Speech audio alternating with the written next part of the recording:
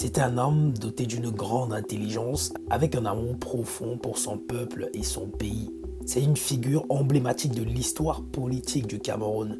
Vers 1962, il devient évêque de Konsamba et il décide donc de mettre sa vie au service du Christ, mais pas seulement au service du Christ, mais aussi au service de sa population. Dans un Cameroun qui réclame toujours une indépendance véritable, il posera des actes forts à l'issue desquels il donnera sa vie tel un Christ. Car l'économie d'un pays représente ce que sont les poumons pour un corps humain.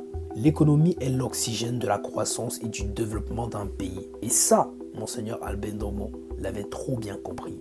Il avait tellement bien compris que la bureaucratie locale de cette époque, les lobbies d'outre-mer de Paris, ainsi que Amadou Ahidjo, se dressèrent contre lui.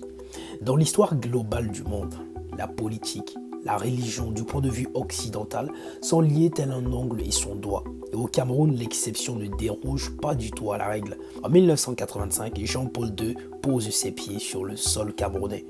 En 1995 et en 2009, c'est au tour de Benoît XVI. Et aujourd'hui, entre le 15 et le 18 avril, ce sera le pape Léo qui posera ses pieds en terre camerounaise. Mais que vient-il faire? Que vient-il faire au Cameroun encore une fois? Quel est donc ce lien qui lie l'Église catholique avec le Cameroun? Je vous laisse y répondre. Après cette virgule sur l'actualité, revenons sur l'état des choses à cette époque en 1960.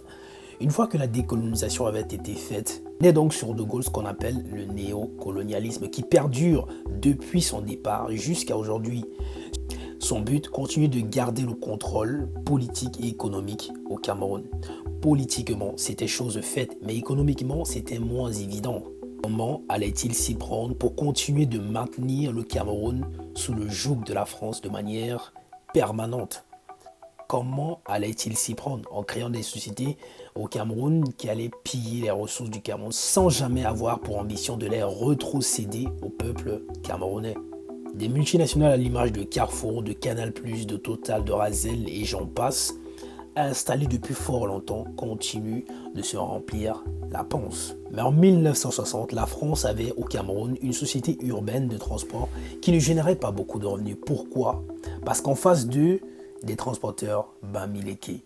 Ils savaient commercer mieux que les Français, même avec des petits bus de moindre qualité.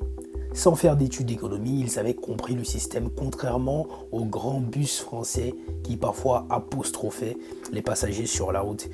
Il fallait donc stopper immédiatement cette montée en puissance. Tous les transporteurs bamileke ou autres autochtones entrepreneurs étaient assimilés à être partisans de l'UPC. C'était donc l'occasion rêvée pour la France sous le prisme de vouloir maintenir l'ordre avec l'appui d'Amadou Ahidjo, d'incarcérer tous ces hommes et ainsi d'éteindre toute velléité de rechercher une quelconque indépendance économique et par ricochet une véritable indépendance.